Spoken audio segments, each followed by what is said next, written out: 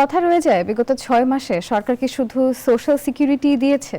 এর পাশাপাশি যে আর্থিক মূল্যস্ফীতি বা যে ভঙ্গুর অর্থনীতির অবস্থা ছিল তা থেকে পরিত্রাণ পেতে বিএনপি সরকার ঠিক কতটা বদ্ধপরিকর ছিল এবং তার চিত্র যদি একটু আমরা মূল্যায়ন করতে চাই তাহলে কেমন হবে?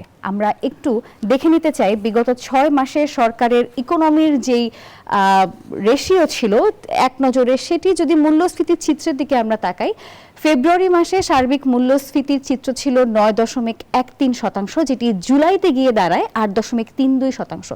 সার্বিক মূল্যায়নে বলতে গেলে কিছুটা উন্নতি হয়েছে। আমরা একটু খাদ্য মূল্যস্ফীতি যাই, ফেব্রুয়ারিতে ৯%, জুলাইতে ৭.16% ছিল। মূল্যায়নে উল্লেখযোগ্য উন্নতি আসলে চোখে পড়ার মতো নেই।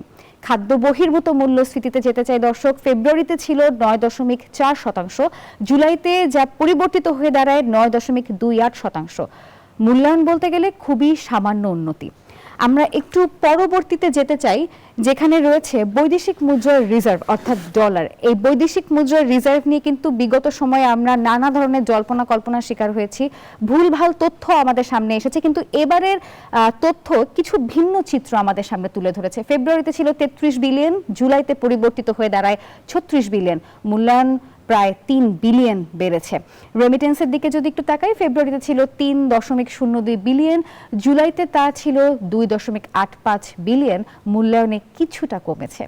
আর যদি বেসরকারি খাতে ঋণ প্রবৃদ্ধি আমরা দেখতে চাই, ফেব্রুয়ারিতে ছিল ৭%, জুলাইতে ৪%, কিছুটা বেশি। মূল্যায়ন বলতে গেলে একরকম স্থবিরই ছিল আমাদের এবারের বিগত ৬ মাসের যে চিত্র সেটি।